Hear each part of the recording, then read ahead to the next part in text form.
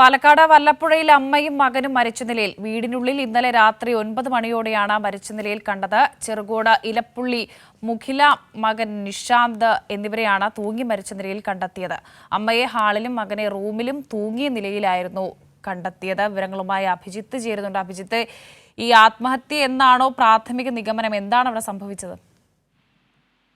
പാലക്കാട് ജില്ലയിലെ വല്ലപ്പുഴയിലാണ് അമ്മയും മകനെയും മരിച്ച നിലയിൽ കണ്ടെത്തിയത്. വീടിനുള്ളിൽ ഇന്നലെ രാത്രി 9 മണിയോടെയാണ് മരിച്ച നിലയിൽ ഇരുവരെയും കണ്ടെത്തിയത്.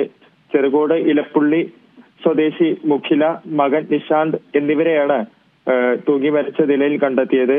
പ്രാഥമികമായിട്ട് പോലീസ് പറയുന്നത് സാമ്പത്തിക പ്രതിസന്ധിയാണ് മരണകാരണം എന്നാണ് പട്ടാമ്പി പോലീസ് നൽകുന്ന വിശദീകരണം.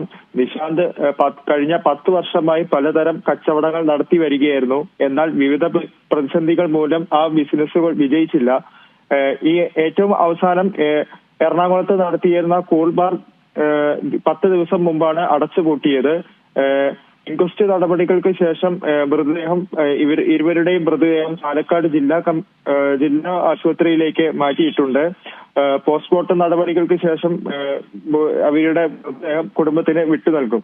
വർഷ, അഭിജിത്ത്, ഒരുപക്ഷെ വലിയ സാമ്പത്തിക പ്രതിസന്ധി ഇവർ നേരിട്ടിരുന്നു അല്ലേ?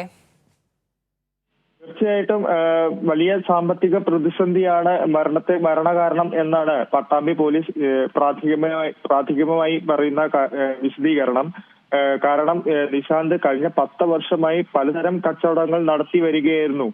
അപ്പോ അതിനാൽ തന്നെ വലിയ സാമ്പത്തിക പ്രതിസന്ധി ഇരുവരും നേരിട്ടതായി ആണ് നമുക്ക് കരുതാൻ കഴിയുന്നത്. വർഷ. ശരി, അഭിജിത്താണ് വിവരങ്ങൾ നൽകിയത്. പോസ്റ്റ്മോർട്ടം എന്തായാലും ഇൻക്വസ്റ്റ് നടപടികൾ പൂർത്തിയാക്കിയിട്ടുണ്ട്. വിവരങ്ങളാണ് അഭിജിത്ത് നൽകിയത്.